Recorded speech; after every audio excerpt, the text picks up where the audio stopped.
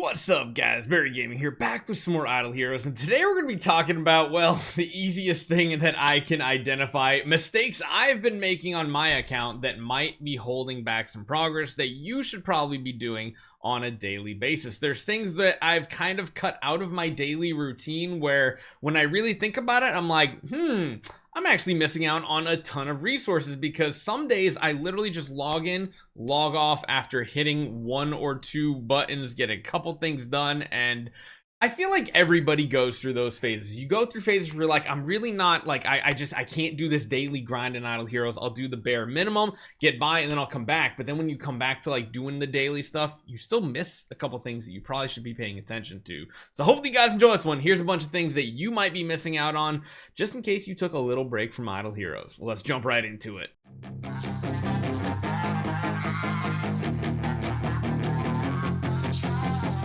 So the first one I've been guilty of for quite a while, and it's really not even something super in-depth because it actually is part of the Idle Master, and I feel really stupid for it, and that's Void Arc.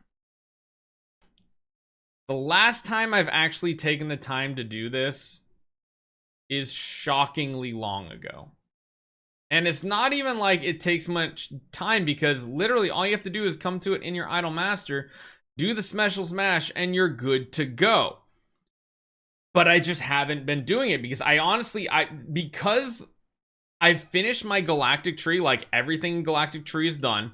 The actual tree itself is maxed out at 360. I kind of just in the back of my mind forgot about it for a while, and then when I came back to really grinding out my dailies properly, I forgot to join sectors and everything. And it's not even like I have like a crazy amount of resources now that are just like sitting here. It's simply I just forgot to do it. And making sure now that I go through this and get like the proper amount of resources is kind of important. Wait, did it just... Oh, wasn't enough crystals. Yeah, making sure you're doing this is really important. You can go and get some more quality of life stuff, progression stuff like your Rogue Scrolls once you finish your Void Art, once you finish your Stardust, but I'll be honest, I've just not been doing this properly whatsoever. I've kind of just forgot about the game mode, and when I came back to doing it, I'm like, oh yeah, there's a whole game mode that technically we finished, but still has a central hall for resources, so don't miss out on these resources. Very important. So number 2 on this list is an easy one, but again, there's really no warning sign or anything for it. It's actually, again, in the Idle Master is one of the culprits of this, and that is at the bottom here. Assign heroes to complete settlement quests. You might actually just be smashing one that you have way more progression than you need, because you can see like here, Dark Abyss, I have literally 578,000 points, only need 470,000. So one thing you need to make sure you do is coming into your guild settlement and make sure you're not hitting something that you've already claimed the chest for. This would have been done so much longer ago. It is insane. Absolutely insane. But I was literally hitting the wrong one, and for the longest time I wasn't getting any progression on the last two that I need, the ranger one, which is going to take quite a while. So just keep that in mind. If you want to continue maxing this out, getting that new supreme reputation rewards, getting more scrolls, more gems, this is something you do need to pay attention to. Beyond that, if and when you finally do finish all of these out, make sure you're putting like an equal amount in each one of these. You can't see it right here, but again, if you come back over to your Idle Master, it's nice that it does show you how many points you have in each one. Try to level these up evenly. So again, once you finish all those rewards, that's cool and all. You can see right here, I literally have like 2.1 million. Only need 470,000. Some of these are like ridiculously high. Other ones are just a little bit over. I guess this is the one I was farming for a very long time. Again, after you max them all out, make sure every like week or so you're changing which one you're going for, because eventually we'll probably get further tier rewards because we already had that happen once. And if you already have progression in it, that's going to make the rewards much faster and easier to get. So don't go all in on one like I did in this situation here, and don't get stuck not changing up your Idle Master. That is going to be a big deal in the future for more scrolls and more gems. Now this next one, I think I've been pretty vocal with it, even now that I've come back to really grinding out my dailies and progression every single day on my main account. Ethereal Realm is one of them that I just can't get behind. For some reason, it feels way too tedious. However, it's kind of important to do. Number one, of course, your lifestyle upgrades are really important, but actually, where are we right here? Do we have any of them that we can actually get to?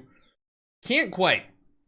You guys have seen in a lot of our videos, we can probably just add another exploration team real quick just to show you guys some stuff around the map. We've had some enemies and allies kind of get killed off and, you know, all that funness. So let's go exploring with this right here. Let's bring it up to here. And you'll notice these savage warriors are some of the best ones to farm. Now, why is that? Because, well, I mean, you're literally getting like 130 sublimation essence, which doesn't sound like a lot, but does add up quickly.